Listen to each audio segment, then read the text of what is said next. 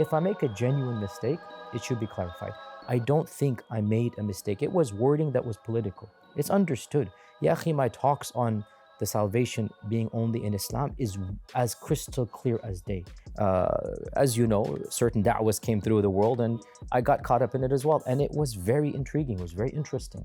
And to be academically linked to the religion was new for me because I was culturally linked to the religion.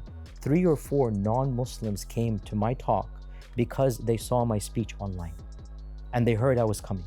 And one of them was of a Jewish background. You can ask this on the video. And he said, I'm a person from a Jewish background. I want to know, how can I help the Palestinian cause?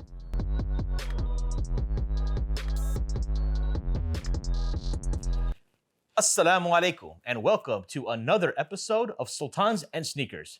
I'm your host, as always, Maheen the podcaster. And on today's show, I am honored to have an old friend, a teacher, Shaykh Yasir Qadhi. Welcome back, Shaykh, to Chicago, although on a very, probably the shortest time you're coming through, right? Assalamu alaikum. It's nice to have you. I have around 2 hours before I have to go back to the airport. Yeah. So we're squeezing this in. I mean, hey, what else were you going to do, right? Stay in the airport and like fiddle around? Exactly, yeah. What am I going to do there in Chicago airport? But I didn't realize it's 7 degrees right now, freezing cold. If I had known, I would have changed plans. But alhamdulillah, I'm sitting in a warm environment. Brothers hosting us, alhamdulillah. So, and you're coming from Ohio, right? Cincinnati? Yeah, Cincinnati to Austin, and I had like a few hours layover, and so here we are, alhamdulillah. Nice. And before we get started, it would be remiss if I did not acknowledge our gracious hosts, Zafar and Hisham from Smash Brothers. Smash Burger, right? The Smash Burger. The Smash Burger. The dot Smash Burger on Instagram. The Smash Brothers. The Smash Brother. D dot, right? D that Smash Brother on Instagram, right? Plural S? The Smash Brother. Smash Brothers. Brothers. Gotcha. So this is a word from our sponsors, guys. This is a word from yeah. Yeah. Okay. So they're not paid. It's basically where we have. This was the arrangement. we have the podcast. They can host us on Saturday as long as you give a shout out to Smash Burgers, okay? Guys, I've had Smash Burgers. It is really good. So alhamdulillah. That's the endorsement you got without paying anything, okay? Right. From the heart. That has the most barakah, bro. Yeah, for sure. So we have the recording, and then we have some breakfast or lunch, especially. And they always say, like, don't get between a man and his food. So, so we'll definitely make this, we'll make use of our time here. So, Shaykh, here's what I want to kind of get into. It was been almost 20 years ago. It was like when we first met. It was September of 2005. And when I met you, you had already completed your studies at Medina. You were starting your PhD at Yale. You had done an engineering degree at the University of Houston. You were already, for all intents and purposes, fairly, I would say, mashallah, accomplished. You were already Shaykh Yasir. I've always known you as Shaykh Yasir, the person like driven, disciplined, really focused on how he manages his time, that intellectual type, right? But take me back. I mean, I assume you didn't come out of the womb just like being able to do this. Talk to me about like Shaykh Yasir when he was just Yasir, like maybe when you were 10 or whatnot. What were the things that, looking back to your childhood, you can think about like turning points maybe where you first realized you had some motivation to do something with your life?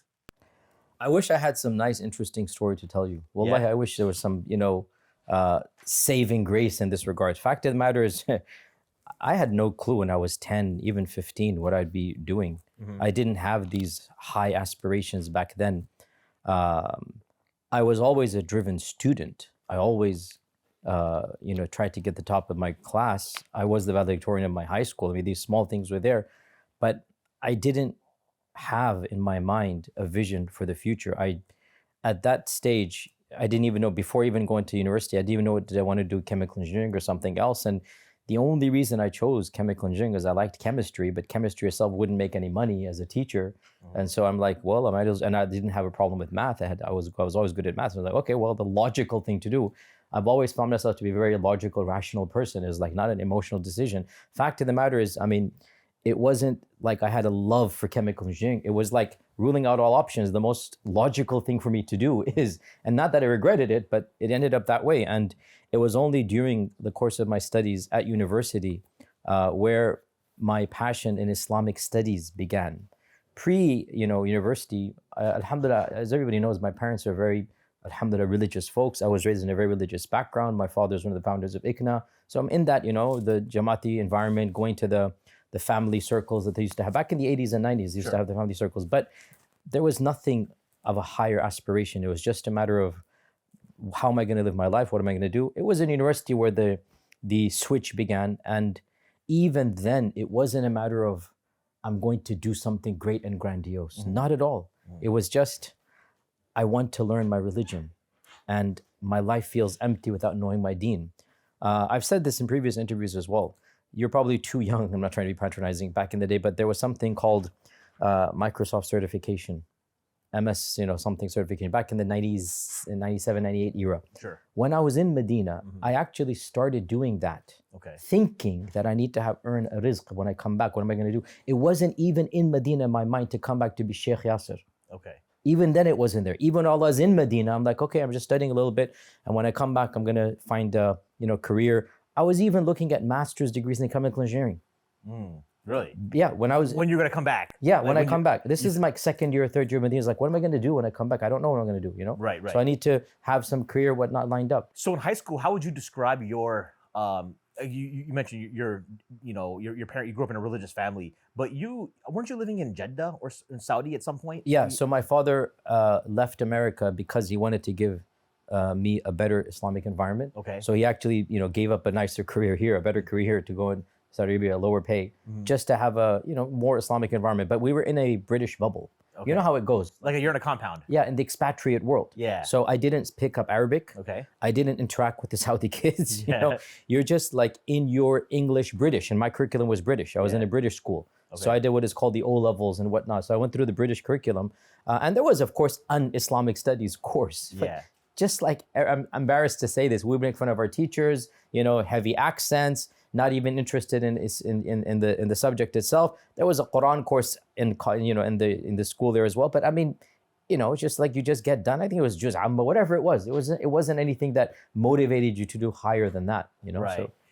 So, but what year was that? Was that like high school then? Yeah, so 1980s to 1990. So middle school, so more than 4 years? Oh, I was there for a decade. A decade. Yeah. Because that explains you, because you mentioned the British, because you have a twinge of like almost like, because your accent isn't fully like, you're born in Houston, you don't have like a Texan accent. It is what it is. Yeah. That's probably most my teachers, almost all my teachers were British. Yeah. I see. It makes sense. Makes sense. So then you weren't really like that was, and then you came back here for University. Well, Houston. Obviously we'd come back every year, for the whole summer, 2-3 months, debating the summer. Okay. And obviously you're connected with family, and your environment is all Western in that little. But you know this in the expatriate bubble. Yeah. You are basically importing, their values, their culture, their songs. I mean, sorry to say this, but I grew up. My friend, I wasn't into music that much, but I was very familiar with Michael Jackson, Madonna, all of them coming out at the time. This is in the 80s, and all my friends are getting the latest. And of course, you listen to them as a part of that culture you're growing up in. So we're not disconnected from that world at all. On the contrary, I was more attuned with American culture than Saudi culture in the 80s. Yeah. Would you say that you did your memorization of Quran though when you were in Saudi? Yes, my father insisted that I do it. I didn't want to do it at the time. As a standard teenager rebel, I was like, I don't want to do this. I don't want to memorize the Quran. I don't want to do this. Like, why should I do that? But it was what it was. Alhamdulillah. I thank Allah for that. But now, with that being said, is like also a side point. For parents that are for parents that are pushing their kids for hifz, right? Because we realize later, I wish my parents. Some of us wish my parents had pushed us there. As a kid, as you're the one doing it. What is your input? Was and you alluded to earlier, you were always like, you achieved high marks. Was that just your competitive nature? That if I'm going to do something, I'm just going to do it well? That's always been in my nature, yes. If I'm going to do it, it better be done well. It's something, I don't think I acquired it ever. Okay. It was just something that's there that, look, if I'm going to, so I rebelled, I said no. I had a teenage tantrum against my dad. And my dad was like, nope, you have to do it. And this was like when I was 13. Okay. Come on, cut me some slack. It's okay. For a 13-year-old, like, And so then the compromise was, he sent me to a madrasa, and within a week I said, I can't do this. I don't want to go to a madrasa. And for the standard reasons, not just the beatings, not just the environment. It was a standard beatings, literally. I mean, getting beaten on the hand and do this. This is a Jeddah? Yeah, Jeddah. Yeah. It's like, I don't want to do this. So the compromise was, you do it on your own. Okay. So I did hifz at home on my own. And then you just had a teacher just check you? Teacher should come and check me, but I did it on my own. The whole hifz I did on my own. And the teacher would come 20, 30 minutes every day. My dad just paid them extra, so they'd come to the house. But the actual, and that, I mean, going back to your question here, that of course, you have to have a routine. And you have to have your own, rigorous nature to have it done, because I'm not sitting with 10, 20 other kids. is in my own room Yeah. doing the hifz every single day. Right. I would say that you know, the whole thing about the you know, did you develop your own program for the hips? That's what I was trying to get at. Oh, sorry, I had a brain freeze. Or did the teacher just say, okay, this is what you're doing next week? So the teacher laid out the template. I did not know the template. You basically have to memorize as much as you memorize, and then you also recite the previous week's memorization. Right. So as you move on, the previous week moves on as well. I see. And then you also have to recite some of the old recitations. So you have three. I mean, I have a longer lecture about how to do hifz. Sure. You have 3 daily routines. Number 1 is new hifz. Right. Number 2 is recent new hifz, which is like a week or some say 10 days. Yep. And number 3 is then like, the old hifz, which is, so all 3 are going to continue going. Okay. And you have to do every single one every single day. Sure. Now, you started like, so your intent going into the University of Houston was to get your engineering degree, and it said it matched up with what you were good at, not necessarily you're passionate about math or chemistry. Exactly. From a pragmatic point of view. Exactly. There wasn't a strong passion for any particular science. Like, I want to be an engineer. It's just like, I have to be practical. I need to have a career. I'm in Texas, which is oil rich. I've been in the Khalij, and I know they like chemical engineering and oil engineering, petroleum engineering as well. Yeah. So, I'll keep my options open. Maybe I'll get a nice job in Aramco. If I was flirting with that idea, because I knew Aramco paid well, and I lived the expat life, so I was comfortable with the expat life, right? Yeah. And I was like, yeah, okay, let me just do this, see what happens, and one door opens after another. And as you know, I did work at Dow Chemical. Yeah, right. And I did actually enjoy that. Like as like an intern or actually full time for? No, so Dow Chemical I don't know how it is now, but at the time they had a program that they would choose one student every single year in the 3rd year. And if you were that student, you pretty much had a guaranteed job when you finish. Sure. So it's like a co-op intern that is leading to a career, basically, right? Sure. So alhamdulillah, I qualified for that one student in 1993, it was, right? Sure. So I got that one job that basically meant as soon as I graduate, I have pretty much guaranteed, unless I really messed up. It was like a job waiting for Dow Chemical. It was working there for 3.5 months that I could see why people like chemical engineering. I kind of, because we're doing polymer reactions, doing all this. It's really cool. You're visiting these massive, unit operations. You're going to the field. You get a sense of excitement. I have to say that. At the same time, I couldn't see myself doing this for 30 years. Okay. And I felt this is not what I want to do for the rest of my life. I really felt like for the first time in my life, I actually tasted some money. Because, I mean, alhamdulillah, Allah blessed us. I was never in poverty. But, most parents, my father came with nothing, literally worked his way up to, lower middle class. But, for 2 years, I didn't have a car. I would take the bus to university. I worked odd jobs. My first job was at Barnes & Noble's, $4.25, literally stacking books. I'll never forget, I mean, and I was very happy to get $4.25 an hour. I was very happy I can finally get some money, Imagine when you get to Dow and all of a sudden you're earning in the thousands per month. That's the first time I got that much money in my life, And when I got that money, I realized I don't want money. It's not going to make me happy. It's not what I want to do for the rest of my life. I don't want to be behind a desk. So what did I want to do? And of course, at the time, as you know, certain da'was came through the world and I got caught up in it as well. And it was very intriguing. It was very interesting. And to be academically linked to the religion was new for me because I was culturally linked to the religion. Right. And what this da'wah did, it gave the presumption, the illusion of being an academic study of the religion. Yeah. Now I can see it was a bit of a presumption, but still at the time, it was like, wow, you have an authenticity. Yeah. You can dive into the original text. You can see why we believe what we believe, right? It was I became passionate for the first time about something when it came across Islamic studies. And that's what inspired me in this time frame to say, you know what? I don't want to do chemical engineering. I at least want to learn my deen. Right. And that's why I eventually, finished my degree. And again, I have to thank my father in this regard because like teenagers are, at the time, I literally told my dad, I'm going to quit engineering. Oh, and I'm going to go to Medina. I said this to him. And you were, at that time, how much more school did you have to finish? 2.5 years. Okay. Yeah, like it was like my sophomore year. Sure, with that, so obviously he said no? Alhamdulillah, he said no. Yeah. And again, I thank Allah. Again, they see parents, whatever you want to say, there's wisdom that you will only learn through age, right? My father gave a very profound statement that I still remember to this day. He said, my job is to make sure you're able to stand on your feet. Once you can stand on your feet, you go wherever you want. And that was really profound. Like, my job is to make sure you're a man, basically. Yeah. Once you're a man, you do what you want. And so I never forgot that. And when I graduated, I didn't ask my father's permission because I was in my rebellious stage. I said, you know, Abu, you told me that this was your job. You did your job. Jazakallah khair. I'm going to Medina. It wasn't permission then. Right. You know, and it was, and he knew at that stage because that was the agreement. Like, you have to finish your degree. Yeah. And I finished it, whatever, Magdu Kulna, whatever, I finished it. Because even though I know I'm not going to work, I got to make sure I get the good degree. And I thank Allah for that, because what it did is that multiple things. First and foremost, to train my mind. Because when you, as an engineer, you think differently. As an engineer, secondly, alhamdulillah, I thank Allah, credibility. Like, in the sense, I did my engineering degree and I gave it up. Yeah. Thirdly, when I applied to Yale, it came in immense handy. Hey, I'm not just coming out of a Maulana field, with utmost respect to our Maulana Sahib. Sure. I have this is who I am. I have an engineering degree, I have this and that. That really helped shape. So it really impacted and affected for the rest of my life. It's always going to do that. So I thank Allah for that, you know, adamance on my father's side, like, nope, you got to do this, and then you're on your own. A trap that many folks have, you know, because college or the university years are a common time when those of us get into like studying Islam. Right? And they go through a phase, and you know this because you went through that phase as well. But with that being said, is like you tend to neglect your actual university studies. Exactly. And I know this because I was the same way. And I remember you were also going through your own phases when I met you. Yeah, right. And these days I tell the average student that I meet that's going through this disillusionment. I want to go study overseas. I tell them, no. Yeah. Do like I did. Finish your degree. Yeah. Then if you really want to go study, come and talk to me. Don't use Islamic studies as a cop-out. Yeah. Don't use your illusion of, I'm going to be a better person, to give up your dunya completely, because you don't know the world. I do. I've been there. I've been to that world.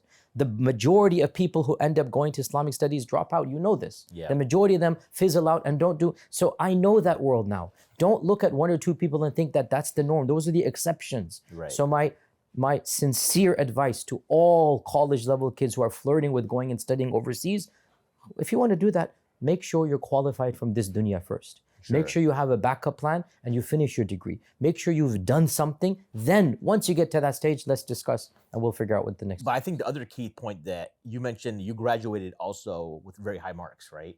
Because a lot of people will graduate, but then with like a C average or something, right? How did you maintain the motivation to keep excelling in school? Or does that just go back to your competitive nature? You know, honestly, I don't have an answer to that. I wish I did. It just goes back to who I am, that I want to do something. I want to do it properly. And I didn't even at the time, know the hadith. In Allah Ta'ala, إِذَا عَمِلَ يُحِبُّ إِذَا عَمِلَ أَحَدُكُمْ عَمَلًا أَنْ يُتْقِنَهُ. Allah loves that one of you does something, you do it with perfection, with ihsan. Right. كَتَبَ إِنَّ اللَّهَ تَعَالَى كَتَبَ الْإِحْسَانَ فِي كُلِّ شَيْءٍ. Allah has written ihsan in everything. These are Islamic principles, actually. Sure. Alhamdulillah, I had already absorbed those, maybe from my family environment, whatever it is, but I've always been like this. It wasn't, and again, the irony, I mean, alhamdulillah, I knew in my last year, I knew that I'm not going to be working as an engineer for the immediate future, but still, I did what I did, and alhamdulillah, I found a graduate with very good grades. Alhamdulillah, I thank Allah. All of this is from Allah Azza wa Jalla. It's not from la hawla wa la quwwata illa billah. As far as did you always? So with that being said, did you always have the habits of like being able to study well and focus? Is that something that always came naturally to you? So my study habits were developed in high school and then maintained in university. Okay. And then in Medina, I was tested even more because it was the most difficult study I've done in my life. My undergraduate in Medina was the most difficult. The equivalent of 25 credit hours. I said this, like we used to study 25 credit hours every semester in a language that wasn't even my native language, classical Arabic. And I thank Allah. I thank Allah that I have never once pulled an all-nighter. And I've been through 2 bachelors, 3 masters, and a PhD. For 22 years, I've been consistently studying throughout and I've never once pulled an all-nighter because I don't believe, and I'm saying this not as any means of astaghfirullah, boasting, I'm a sinful person, ask Allah's forgiveness, but I say, I felt an element of shame that I'm going to spend a whole night awake for the dunya and I don't spend the night awake for Allah. Right. I just felt an element of shame. Why should I ever do that? So I've never once done an all-nighter. Never once spent the whole night finishing a paper, doing an assignment. It's just, I felt ashamed. So if you know the assignment is due, well, then get it done on time. Why are you delaying it? So, and again, I didn't know at the time, but there's the hadith da'if or athar of the Sahaba that procrastination is from shaitan. Yeah. Could be a da'if hadith, it's from the Sahaba, or it could be authentic hadith, depending on which muhaddith you follow. At-taswif min ash-shaitan. Procrastination is from shaitan. Again, these are work ethics that are found in our tradition. If we embody them, subhanAllah, Why would you want to possibly delay something that you know is due in a week's time? Start from now, do a little bit every single day, and Okay. you'll get it done on time. So that always made sense to you. It always made sense to me. Without Okay. even knowing the hadith, just made sense to me. That's the way it was. Now, as a parent, like when your kids were growing up, like especially because middle school when you start getting like real homework, right? Or even that's how it was when we were growing up, right? Middle school, high school. Is that something that also your kids picked up too, or is that something you had to guide them with? Because most students, I think, I found, and it's my own experience as well, right? The high school to college jump is really a big jump for us. Yeah. Because high school, just based on your own brains and just paying attention in class a little bit and a little, or you do homework in homeroom or something, college is the game changer. Yeah. I think, and that's why a lot of times people we talk about the freshman 15, like the weight gain, but there's also just the ability to like, how often you hear stories of people like your first semester, first year of college, the grades are the worst. So I don't micromanage my kids' schedule to that level because I wasn't micromanaged myself. Okay. There was an ethos of work ethic in my house, Sure. and I want to embody that. Alhamdulillah, I thank Allah, all four of my kids are doing very well. 3-year in university or med school, and one is in high school now. Alhamdulillah, they're all doing very well, and I really don't micromanage. It's just open lines of communication. Do you need any help? How can we help you out here? What's going on? Other than that, I want them to be driven on their own because I'm not going to be here for them forever. They need to get in and learn on their own. My parents never sat me down and taught me how to do scheduling and homework. It was just not, but it was understood and they were there for me. And the same goes for my kids as well. I'm here when they need help, and sometimes they do come for various issues. Other than that, no, they're going to have to figure out on their own. What kind of guidance have you given them as far as like if they want to? You mentioned one of your son's in medical school, right? Like what kind of guidance was there as far as? By the way, for the record, I did not. So you're asking the same question? Yes. Okay. Yeah. I always say this. People don't believe me. I never once put it in his mind to be a doctor. Never once. I am not your typical Desi parent. He made this choice, and I said to him, whatever choice you want to make. I've said to all of my kids, and and I really mean this. What's far more important to me is your relationship with Allah and your akhlaq. And I said this, to him and to all of my kids. Were you to work as any manual job, whether it's a mechanic or whatnot, and you're fearing Allah subhanahu wa ta'ala and you have good akhlaq, it is much more beloved to me than you get your PhD or your MD and you don't have ibadah and akhlaq. Right. So to me, a successful child is not one who does an MD or a PhD. Right. A successful child is the one who is humble, who has iman and taqwa, who treats people well. Right. To me, that is the embodiment of success. And alhamdulillah, in this regard, I'm very thankful to Allah. Whatever career path they want to choose, it's up to them. And for the record, I said multiple times to Ammar, my son, like, whatever you want to do, man. If you want to do medical, I'm going to say to people publicly, I didn't put it in your head. Okay. When he said he wants to do medical, I said, okay, I'm going to make the disclaimer. It wasn't coming from me. We grew up in a culture and environment in Memphis where many of the people were doctors. So Ammar grew up seeing so many other doctors. Right. And he kind of got inspired by that. So he took that career path. How have your habits really evolved then in the last, I would say, almost like 35 years from the time you're like studying high school to now? I mean, to some level you must, because one of the sad tragedies of life is that you will never be able to study to the level that you study at university. Sure. You know this. We all know this. But life teaches you other things that books don't. So your studying is going to become contemplative rather than reading.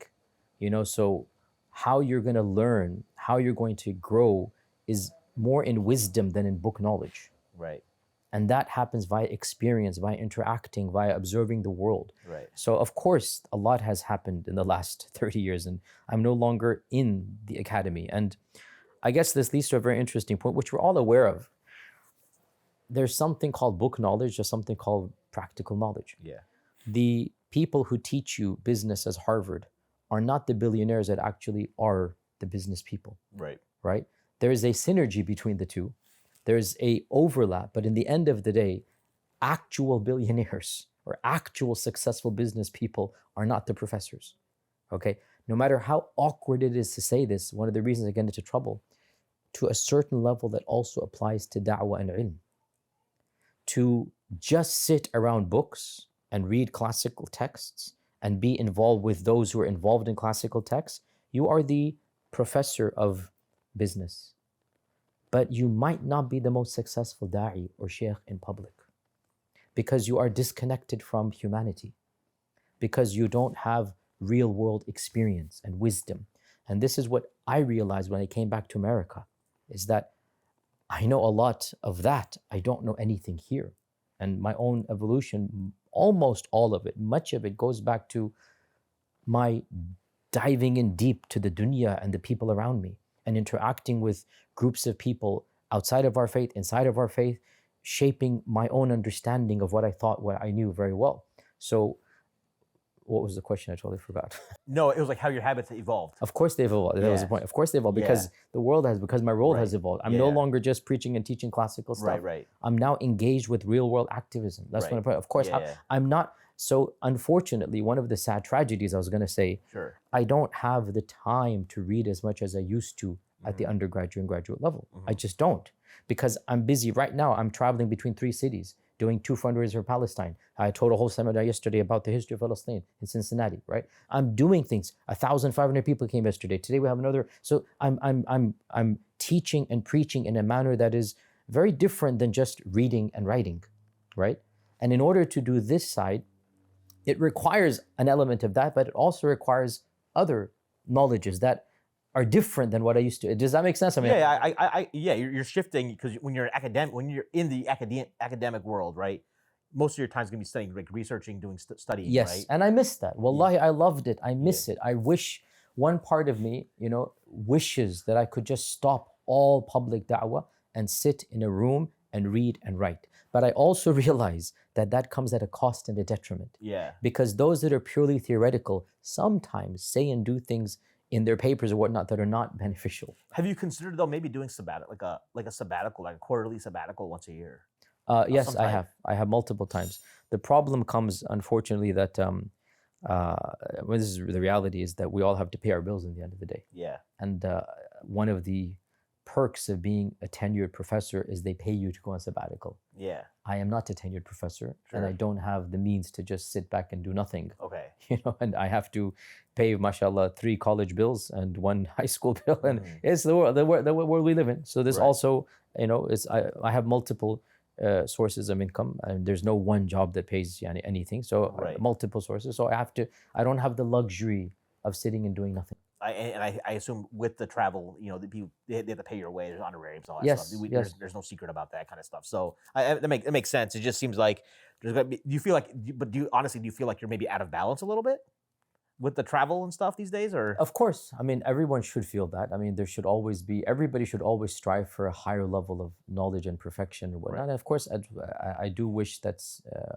I'm able to spend more time just with the family, even more time with the books. No doubt, I would aspire to that. What is it? Something that you want to like study? If I gave you like, okay, hey, I want to pay your bills for a year. Go have at it. Go to town. History. Okay. Anything specific? I want to study in particular multiple eras and epochs of history. One project that I'm doing right now is Andalus. I'm doing quite a lot of reading about Andalus right now. For sure. Because for me, that's a fascinating, and why Andalusian ulama were slightly different in their output, and in my theory, which I've said already, is that the interaction of scholars in Andalus with other civilizations and cultures caused them to have ideas and views that are like Imam al-Shatibi, for example, right? Of course, you have Qurtubi as well, you have Ibn Hazm, you have all these people. The type of the flavor that they're producing is very different than the Damascene flavor, the Baghdadian flavor, right? And we in the West, I think we need to benefit from that mindset. So anyway, if you wanted to ask me I want to understand the psychology of Islam in various parts of the world and how their cultures and interactions impacted them, so that we can use that as a segue, a stepping stone to then get to the Western modern American Muslim scene, if that makes sense. Yeah, I got you. So we were joking before the recording started with some of the guys here about like, if you were you're in Texas, do you follow sports? I've never known you to like be like a sports guy. I remember I don't believe in following sports. I remember when we first met in Columbus, Ohio. You remember the football stadium? I think there was a game that weekend. Yes. and you were like, "What the hell's going on?" I They're didn't all say here- hell, but okay. Yeah. Just for the record. Okay.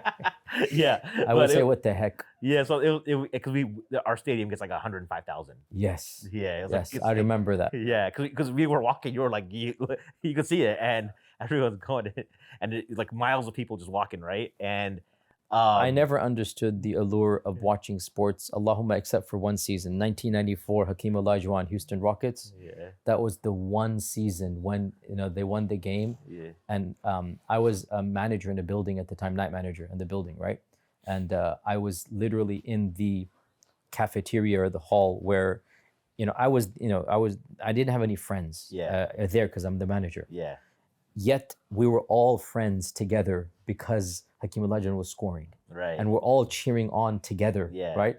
And that was the only time in my life where I kind of felt I understand why people watch sports. It's a Right. social event. It's the only time. I'll never forget that. There's But actually- after that, it went away. Don't. There was an anecdote I heard about Hakeem. There's some brothers who they beat the Knicks in Game 7, the first finals, right? And it was in Houston, and there was a celebration, so they were gonna go. These brothers were gonna come from the suburbs to go to the celebration, and they stopped by the masjid. I think there's a masjid close to the arena.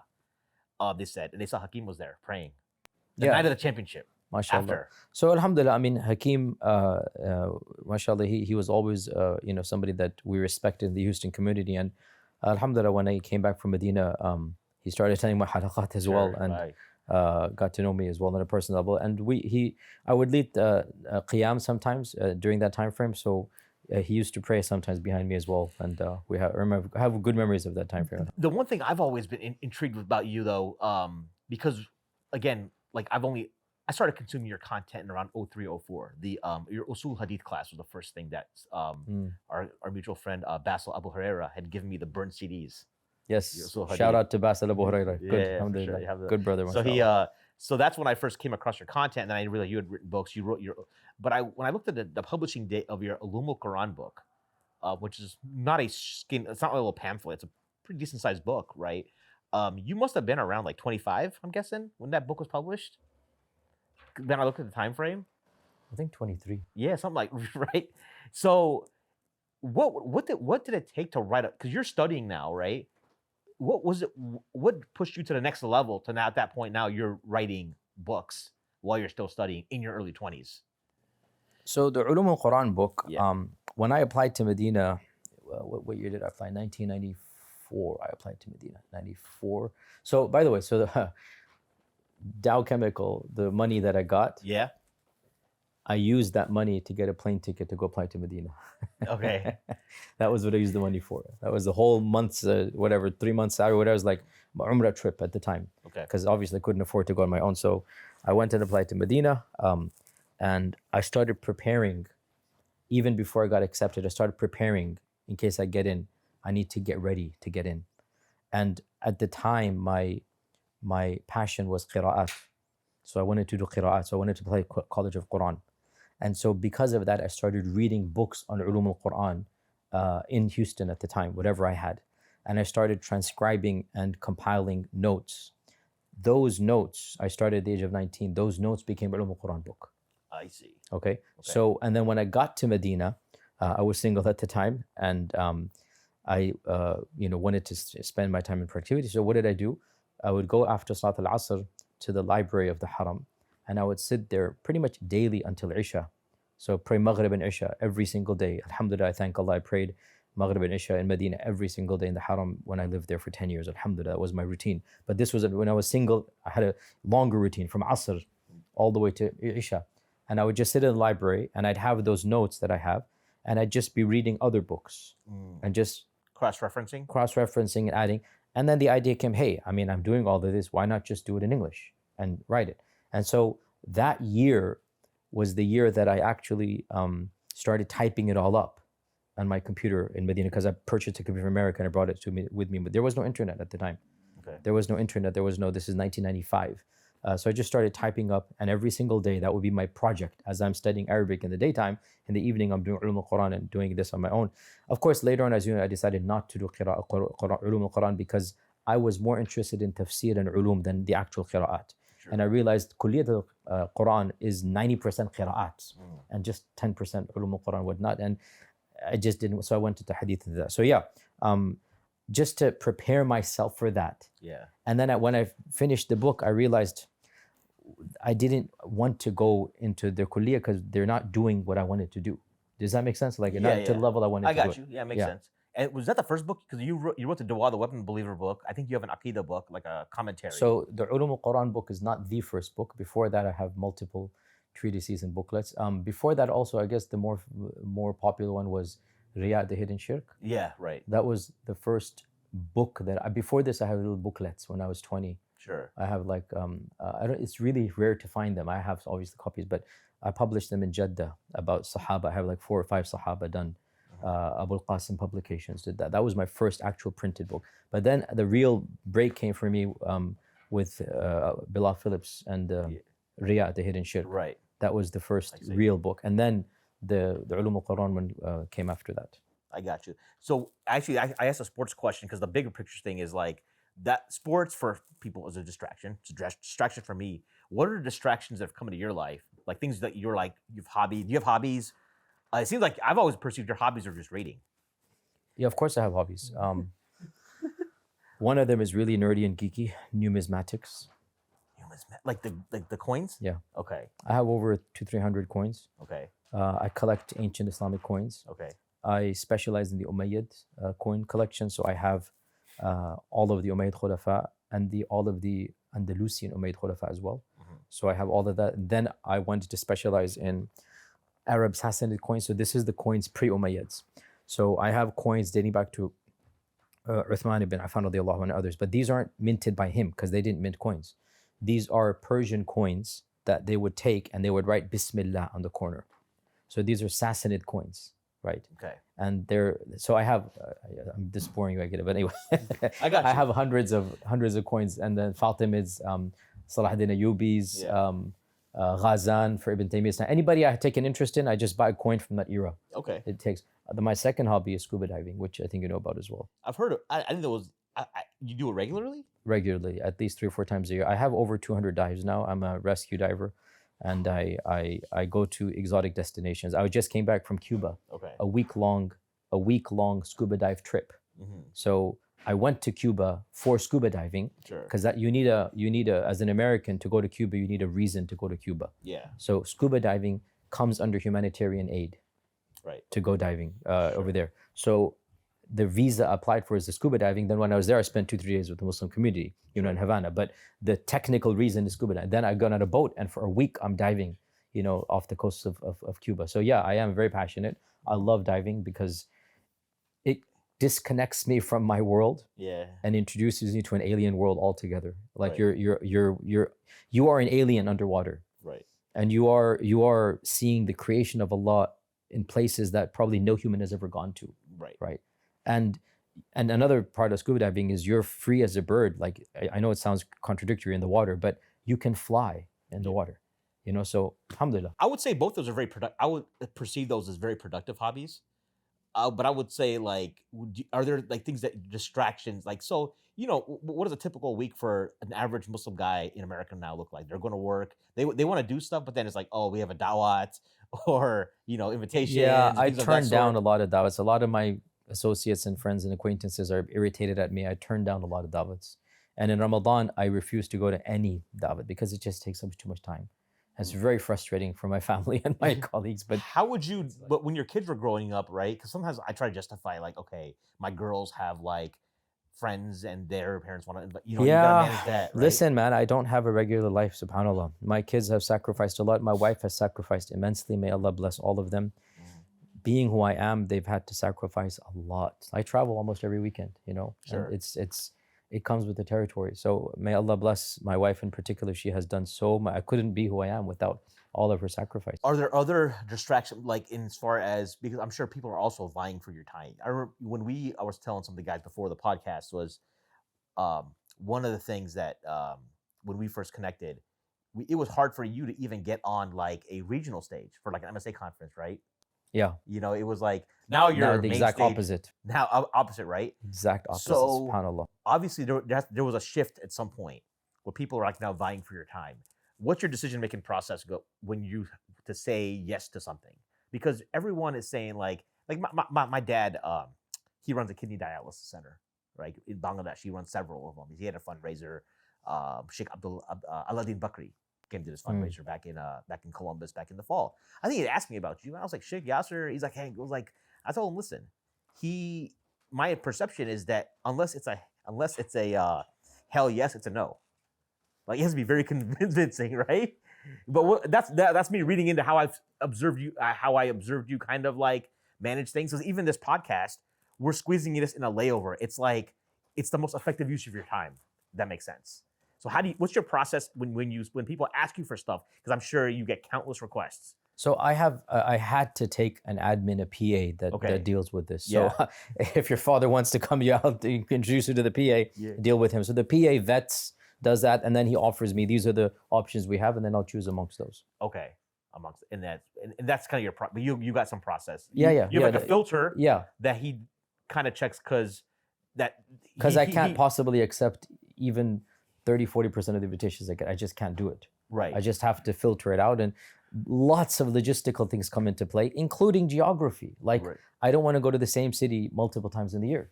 I need to, maximize that productivity. Like, so I haven't been to, Cincinnati for almost 5 years. Like, okay, we got to do something there. Right. Chicago, unfortunately, I come way too often. I got to cut back. I keep on joking with the guys. Not again, Chicago, man, come on. It's like they consider me an honorary, Chicago Sharif person. But yeah, so there's a lot of factors that come in. Also, I do want to diversify. So there'll be like a fundraiser event. There'll be, like yesterday was a masjid event. Okay. Yeah. So the masjid community, just a public halaqah. Right. I want to diversify so that it impact different people at different levels. I know you must not have a typical day. All right. Yeah. It probably differs if you're at home in Dallas versus traveling. But do you have any non-negotiables that, like, okay, the 5 daily salawat. That's right, That's like the one non-negotiable, man.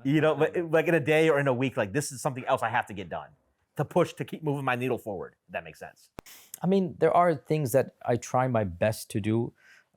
Family is one of them. I mean, they sacrificed a lot, and I really try my best to spend as much time as I can during the week and try to have a family dinner together. I'm very blessed and fortunate. My parents are living with me in the extended house I have. So whatever little like khidmah I can do over there as well. These are things that you just have to do along the way. I mean, other than that, I'm juggling multiple jobs and multiple responsibilities. I'm the Islamic Seminary of America. I'm the dean. I have a non-negotiable class that I'm teaching and whatnot. So every week I have to do that, At my masjid, I have to be active over there. My traveling that I do, my family. Such is life. And, one day we won't have it. So we have to do whatever we can to live as productively as we can. There's no set routine and schedule. Sure. And I think as we wrap up here, the final thing I wanted to ask you was, the guys that we came up with, like, we're now obviously working. We still want to stay educated. We still want to keep learning. Obviously, what's going on, like in Gaza now, like especially with Sami Hamdi coming to the forefront, kind of give us like, okay, there's a lot of things to know about, right? So people want to get into books because honestly, and I'm sure you get asked a lot, what are the books people should read? Fact of the matter is, I don't ask that question because most people don't read. It's easy to ask for the book. You'll go buy the book, but it'll just sit in your shelf collecting dust, right? I found that like reading itself is an art, that it's a habit, it's like a muscle. It's like if I just told somebody, hey, I want to get in shape, go to the gym. If you just tell them to go to the gym, nothing's gonna happen. There's almost you have to work up to it. What advice do you have for somebody who's like, maybe most of these guys are educated, we have professional degrees, but we've been away from school and now we want to get back into like study, like, doing a little bit of reading, getting more literate on things. What advice would you have for like someone who wants to get back into like a reading habit? Reading is a passion you have to have from within. It doesn't come from without. If you don't have a passion for reading, don't force yourself. Okay. These days, Allah has blessed us to be in an era where technology has made knowledge accessible in so many different ways. Podcasts are there, YouTubes are there, seminars are there. And if you remember, even when I was teaching for Al-Maghrib, why was Al-Maghrib so popular? Because it's what the people needed at the time and place. Nobody's going to read books of fiqh or books of theology, but Al-Maghrib brought it to life when I was teaching for you guys, right? Yep. Same goes now. If you're not into the passion of reading a 300-page book on the history of Palestine and Israel, because it gets so boring so quickly. Even for you? Yes, even for me, because it's an information overload. I don't see, at this stage, I understand my goal. One of my main niches is to sift from the books to the masses. Okay. That's what academics do. That's what public intellectuals do, right? Sure. I need to figure out what information is the most pertinent and relevant for my ummah to be activated, right? So I need to get 10 facts and choose one of them. That's what I need to do. I need to read, not in order to memorize. I already stopped the idea of memorizing everything you read. That's only when you're undergrad, whatnot. I need to read, to comprehend, and then to construct a summary that is going to be enough for the masses to be motivated, to feel a sense of pride, to understand what's going on. So it's filtering down a massive information in a cohesive framework. That's what my job is. With that in mind, my reading is very different now than it was when I was at graduate level. Because graduate level, it's like memorizing and understanding everything. Now it is sifting through, and I don't care about memorizing at all. If there's an important point, I'll make a note of it. Wait, I need to add this, and I'll read 2, 3, 4 books and articles, and then and as you know, this is my style. I never ever just read one and then copy and paste. A'udhu billah. That's, to me, that's not ihsan.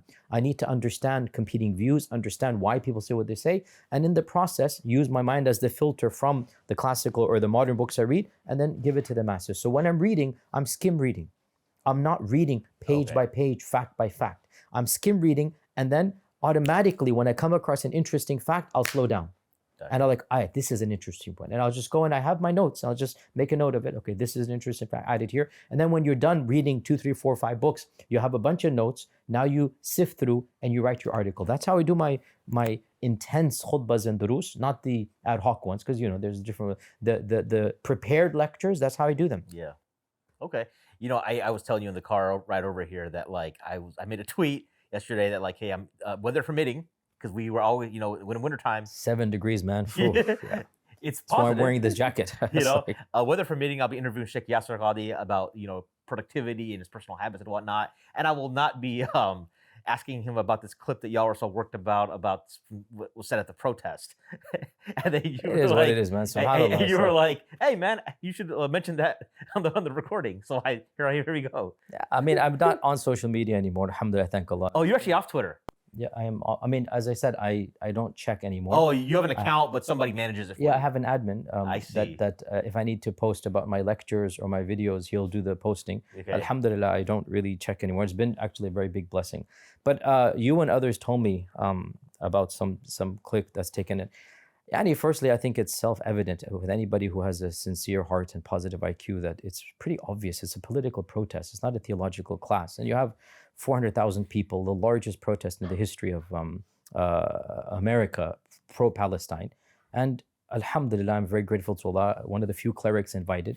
And you have to preach and speak to an audience that is composed of diverse groups of people. I honestly have no explanation to do. If you really are going to read in what some of the brothers have read in, I honestly think it shows more about your mentality than what I said, to be brutally honest here. And I also have to say, I think it's about time. It's very clear to me, having gone through the Twitter phase and real life and whatnot, it's very clear to me that we just have to grow up and move on. There are people that are, I don't want to say hell-bent because I don't use that word. There are people that are obsessed with fault-finding and nitpicking and just creating controversy and drama. And of course, when you're in that bubble, it does hurt, which is why one of the reasons I left the bubble. But when you leave that bubble, you realize it is a self-constructed imaginary bubble. It doesn't actually affect the world around you. Mm-hmm. In the end of the day, we thank Allah, we mobilized, we spoke, people's perceptions changed. Yesterday in Cincinnati, 3 or 4 non-Muslims came to my talk because they saw my speech online and they heard I was coming. And one of them was of a Jewish background. You can ask this on the video. And he said, I'm a person from a Jewish background. I want to know, how can I help the Palestinian cause? Now, I'm sorry, and I don't like being blunt.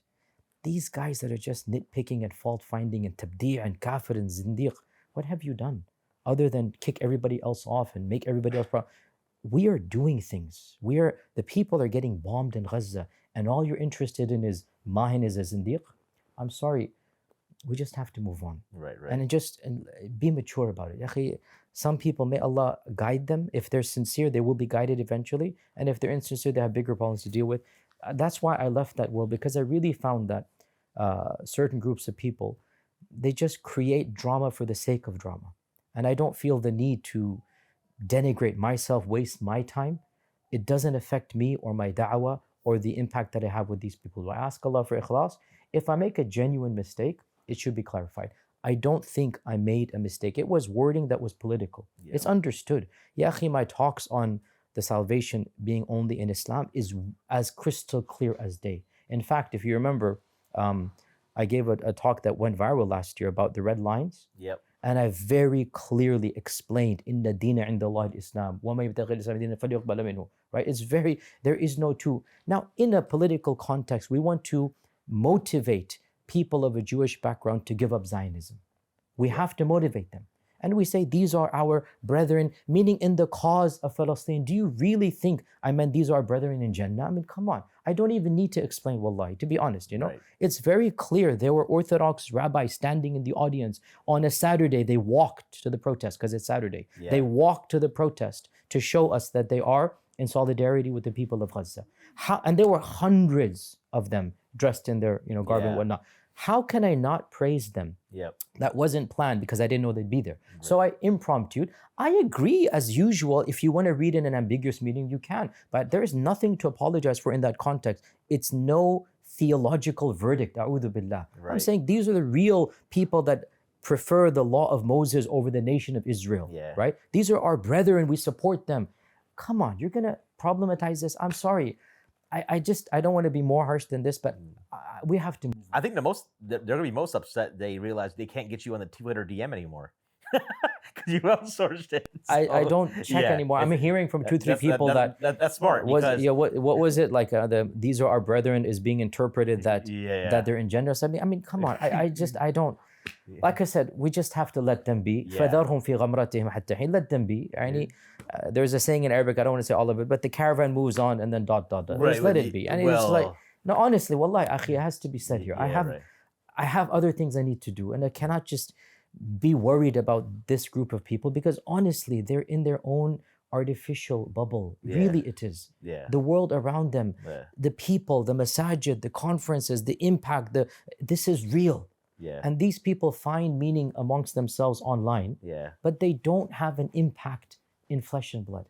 Actually, that saying's in English too. I think it's called "Let the dogs bark, but the train's gonna leave the station." Yeah, I mean, I can't be bothered. I have things I have to do. I'm not going to be responding, and that's one of the main reasons I left social media. It wasn't the best usage of my time. Well, there's an example of distraction you could cut out because a distraction. It was a distraction. I realized that for me. It's actually a bigger distraction because I have to write and read and research and give khutab and durus and speak to audiences.